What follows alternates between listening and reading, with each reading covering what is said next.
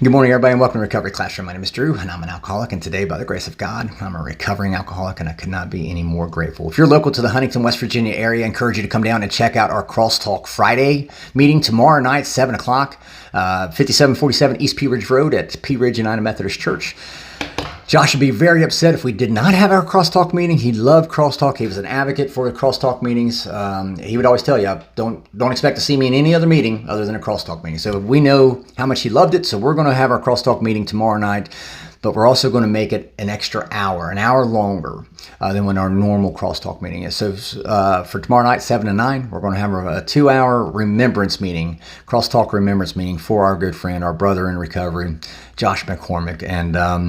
And we want to tell folks now, be prepared, come prepared to share your encounters with Bigfoot. I've been waiting all morning to tell this joke. Kelsey gave me this last night, and I've been waiting all morning. Kelsey, thank you for this. This is now a permanent fixture. We want to hear your funny stories, the most memorable stories that you can share with us. Relatively speaking, with your encounters with Josh and just how much of an impact he made in your life. So tomorrow night, 7 o'clock, Pea Ridge United Methodist Church. Everyone is welcome. Speaking of last night, we got to go down and say our farewells to Josh. We went to, me and my friends went and attended his viewing, and the first thing that was immediately apparent to all of us, and we showed up early, there was already a line, just to get up to the front of the room. And by the time the doors were supposed to have opened, the line was already out the door. People showing up to offer their love and support. And so here's this drug addict who thought he was never going to amount to anything, has all these people showing up, offering their love and their support for him and his family. Man, if that doesn't scream recovery is possible, I don't know what does.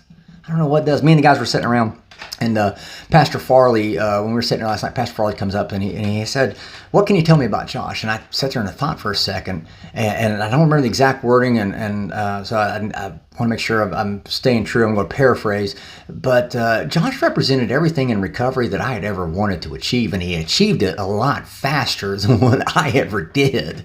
And it was just so refreshing, because even after I had achieved all these great successes in my recovery, Josh reminded me daily of all the miracles that were still going to happen, not just in his life, but in mine too, in all of our lives. And so it was just such a poignant moment. And like I said, talk about a miracle. All these people showing up to support him. This drug addict who'd been, was a convict, who'd done all these bad things, or so he thought, who couldn't be forgiven because he couldn't forgive himself. And it was really profound, because as we're there, and we're mourning our friend, we're missing our friend, we're saying our farewells, all these people who didn't know us, they keep coming up saying, looking at us going, "Thank you." Me and my friends probably had to have the dumbest looks on our faces, because we didn't know what the hell they were thanking us for. We're like, what?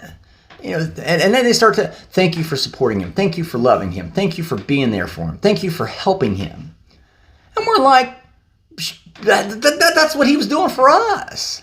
And we just didn't know how to articulate it. And finally, man, it was great, because I finally got up, and I was able to go up to his mother, and his mother just hugged me, bear hugged me. I see where he gets it from. She hugs me, and she says, "Thank you so much for loving Josh." And I'm fighting back, everything in me was fighting back the tears. And I said, "It's really us who should be thanking you, because you guys blessed us through Josh. You guys blessed us with Josh."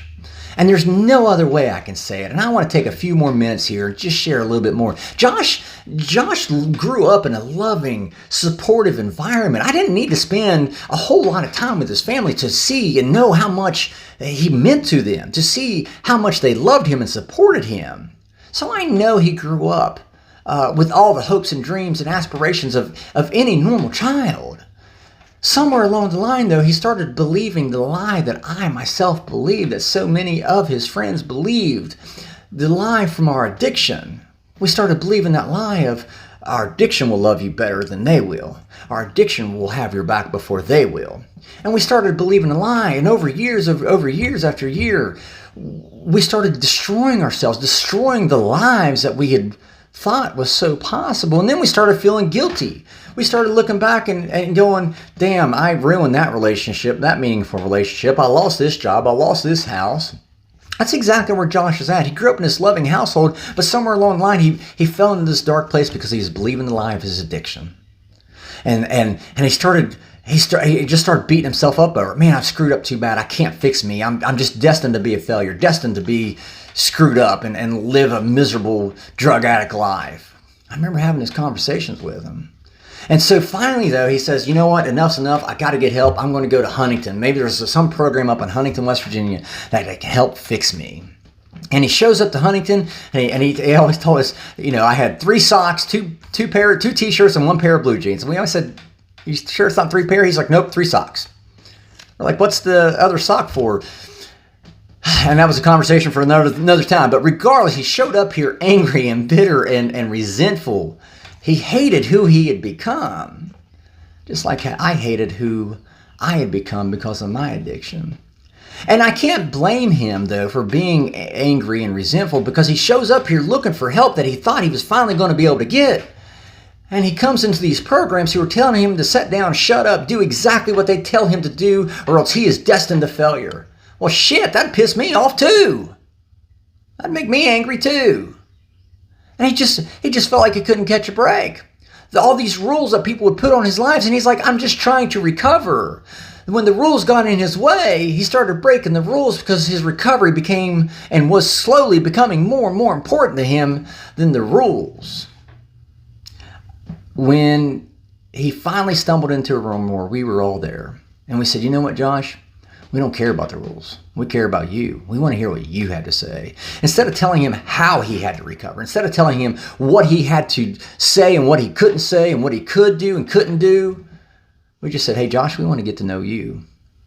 And he dropped the defenses. He dropped the screens, the walls. And he showed us who he was. And I'll be damned. He was an amazing guy. He couldn't take a compliment up until maybe 7 months ago. I remember telling him, I can take compliments. And it wasn't too long ago. It was just several months ago, I guess. We all know that, he loves Bigfoot. He and I would argue about Bigfoot. And I would say, Josh, there's all this evidence to the contrary. There's all this evidence that suggests that Bigfoot is not real. And he said, yeah, but for every bit of evidence that says Bigfoot's not real, there's evidence that says Bigfoot is real. I'm like, so you believe in this conspiracy theory of Bigfoot? He says, yes. I said, if you believe in this conspiracy theory of Bigfoot, why can't you believe that you can love yourself again? So I saw the light bulb go off. I felt the light bulb go off. He was an advocate for crosstalk. He was an advocate. He loved crosstalk. He'd tell you, don't expect to find me at an AA meeting or an NA meeting. You can find me at crosstalk. Because at crosstalk, we allowed him to be who he was and to recover the way that he needed to recover. You talk about somebody that was passionate, fired up, and excited about recovery, excited about having that second chance of life. I can think of no better example. If you ever question whether or not it's possible for you to get better, look no further than Josh McCormick. And we can tell you all kinds of things about Josh McCormick. Matter of fact, you can come down and join us tomorrow night. We will let you hear the stories, Bigfoot stories included. If you're ever wondering if it's possible for you to recover, look to Josh McCormick. He proved it time and again, and we got to have a ringside seat and watch his miracle progress. The last year of our lives was the most meaningful, most enriching years of our lives. Because we knew him. We got to know him. We got to be brothers with him. We got to fuss and argue and fight with him. And we wouldn't have traded it for the world. Last night we got to go down and say goodbye. Or say farewell, I should say. And just the amount of love and support that was shown to us. I just want to take a moment and say thank you to his mom, his dad, his brother, sister, his entire extended family. Everyone there last night. You guys were so just loving, and from the bottom of our hearts, we thank you, because what I told his mom is true. It's really us who need to thank you, because you guys blessed us with Josh. And on that last note, Josh, I know that you read a book regularly, the big book, every morning. I know you, because we talked about it quite a bit.